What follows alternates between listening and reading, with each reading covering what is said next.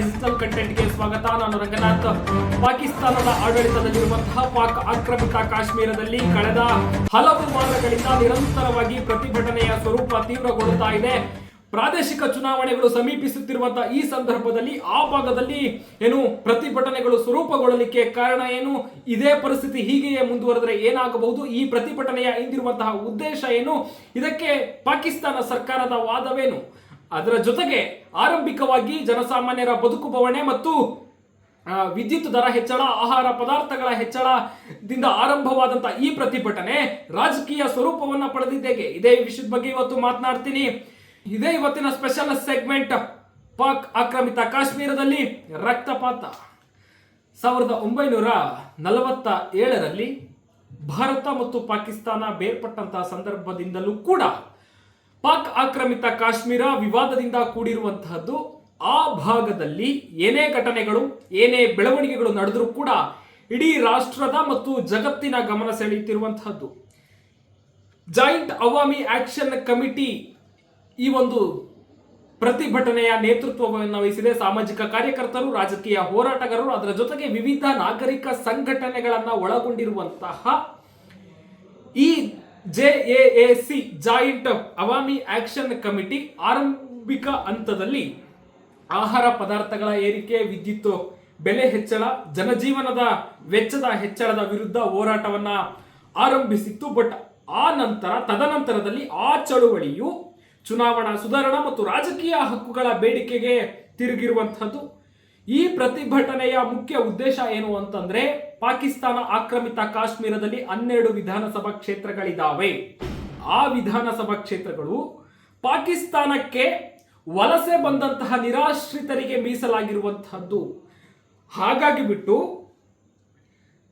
ಅಲ್ಲಿನ POKಯಲ್ಲಿ ವಾಸವಿಲ್ಲದೆ ಇರತಕ್ಕಂಥ ಅನೇಕರು ಸ್ಥಳೀಯ ರಾಜಕಾರಣದ ಮೇಲೆ ಪರಿಣಾಮವನ್ನ ಬೀರ್ತಾ ಇದ್ದಾರೆ. ಇದರಿಂದ ಪಾಕಿಸ್ತಾನದ ರಾಷ್ಟ್ರೀಯ ರಾಜಕೀಯ ಪಕ್ಷಗಳು ಸ್ಥಳೀಯ ಸರ್ಕಾರದ ರಚನೆ ಮೇಲೆ ಹಿಡಿತ ಸಾಧಿಸ್ತಾ ಇದ್ದಾವೆ ಎನ್ನುವಂಥದ್ದು ಇದರಿಂದ ಮುಖ್ಯ ಆರೋಪ. ಆ ಒಂದು 12 ವಿಧಾನಸಭಾ ಕ್ಷೇತ್ರಗಳ ಮೇಲೆ ರಾಜಕೀಯ ಹಿಡಿತ ಸಾಧಿಸಲಿಕ್ಕೆ ಅನೇಕ ಹೋರಾಟಗಳು, ಅನೇಕ ಪ್ರತಿಭಟನೆಗಳು ನಡೀತಾ ಇರುವಂಥದ್ದು. ಇದೇ ವಿಚಾರವಾಗಿ ಸುಪ್ರೀಂ ಕೋರ್ಟ್ಗೆ ಒಂದು ಅರ್ಜಿಯನ್ನ ಕೂಡ ಸಲ್ಲಿಸಲಾಗಿತ್ತು, ಸುಪ್ರೀಂ ಕೋರ್ಟ್ಗೆ ಹೋಗಲಾಗಿತ್ತು. ಬಟ್ ಆ ಸಂದರ್ಭದಲ್ಲಿ ಸಂವಿಧಾನದ ಪ್ರಕಾರ ಸಂವಿಧಾನಬದ್ಧವಾಗಿ ಆ 12 ವಿಧಾನಸಭಾ ಕ್ಷೇತ್ರಗಳಿದ್ದಾವೆ, ಅವುಗಳನ್ನ ಯಾವ ಕಾರಣಕ್ಕೂ ಕೂಡ ರದ್ದು ಮಾಡಲಾಗುವುದಿಲ್ಲ ಎನ್ನುವಂತಹ ಒಂದು ಆದೇಶ ಬಂತು. ಅದಾದ ನಂತರ ಪ್ರತಿಭಟನೆಯ ಸ್ವರೂಪ ಮತ್ತಷ್ಟು ತೀವ್ರಗೊಳ್ತು. ಅದರ ಜೊತೆಗೆ ಈ 12 ವಿಧಾನಸಭಾ ಕ್ಷೇತ್ರಗಳ ವಿವಾದದ ಜೊತೆಗೆ ದೀರ್ಘಕಾಲಿಕ ಆರ್ಥಿಕ ಸಮಸ್ಯೆಯೂ ಕೂಡ ಕಾರಣ ಎನ್ನುವಂತಹ ಕೂಗು, ಆರೋಪಗಳು ಕೂಡ ಕೇಳಿ ಬರ್ತಾ ಇರುವಂತಹದ್ದು. ನಾನೀಗಾಗಲೇ ಹೇಳಿದಂತೆ ಜನಜೀವನ ವೆಚ್ಚದ ಹೆಚ್ಚಳದಿಂದ ಹಿಡಿದು, ಆಹಾರ ಪದಾರ್ಥಗಳ ಹೆಚ್ಚಳದಿಂದ ಹಿಡಿದು, ಅದರ ಜೊತೆಗೆ ವಿದ್ಯುತ್ ಬಿಲ್ ಹೆಚ್ಚಳದಿಂದ ಹಿಡಿದು, ಜನಸಾಮಾನ್ಯರ ಜೀವನ ಕ್ರಮದ ಬದುಕಿನ ರೀತಿ ದುಬಾರಿ ಆಗಿರುವಂತಹ ಹಿನ್ನೆಲೆಯಲ್ಲಿ ಪ್ರತಿಭಟನೆಯ ಸ್ವರೂಪ ತೀವ್ರಗೊಳ್ತಾ ಇದೆ. ಇದಕ್ಕೆ ಪಾಕಿಸ್ತಾನ ಸರ್ಕಾರದ ವಾದ ಏಕೆ ಅಂತಂದ್ರೆ, ಈ ಎಲ್ಲ ಬೆಳವಣಿಗೆಗಳನ್ನು ನಿಯಂತ್ರಣ ಮಾಡಲಿಕ್ಕೆ ಪಾಕಿಸ್ತಾನದ ಸರ್ಕಾರದ ಮುಖ್ಯಸ್ಥರು ಅಲ್ಲಿನ ಅನೇಕ ಪ್ರಾಪರ್ಟಿಗಳ ಮೇಲೆ, ಅನೇಕರ ಮೇಲೆ ಬಲ ಪ್ರಯೋಗವನ್ನ ಮಾಡಿರುವಂಥದ್ದು.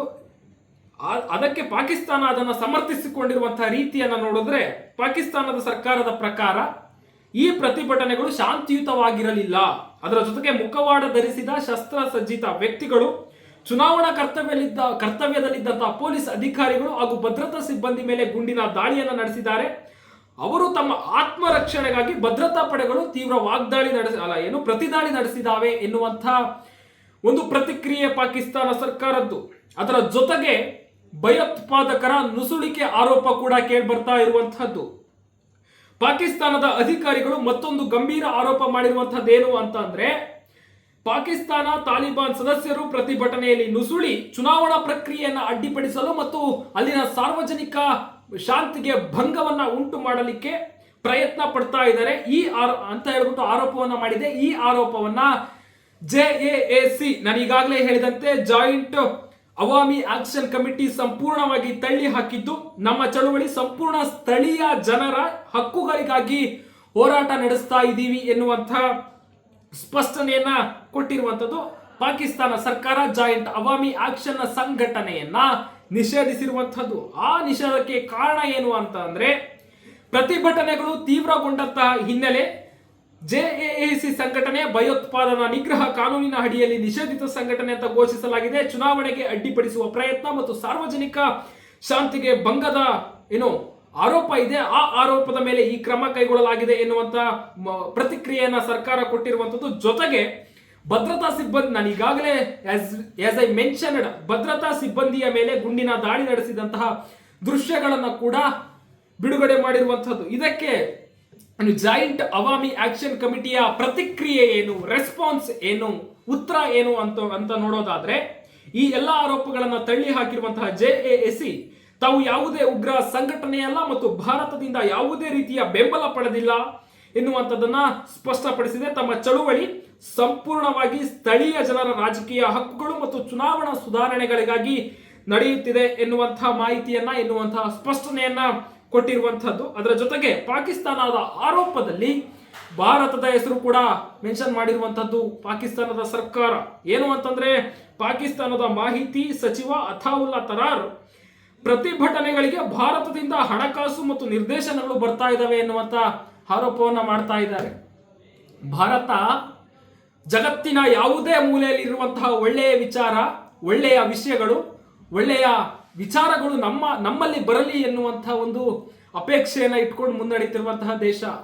ಇತಿಹಾಸದಲ್ಲಿ ಯಾವೊಂದು ದೇಶದ ಮೇಲೂ ಕೂಡ ಒಂದೇ ಒಂದು ಬಾರಿಯೂ ಕೂಡ ದಂಡೆತ್ತಿ ಹೋಗದಂತಹ ದೇಶ ಭಾರತದ ಹೆಗ್ಗಳಿಕೆಗಿದೆ.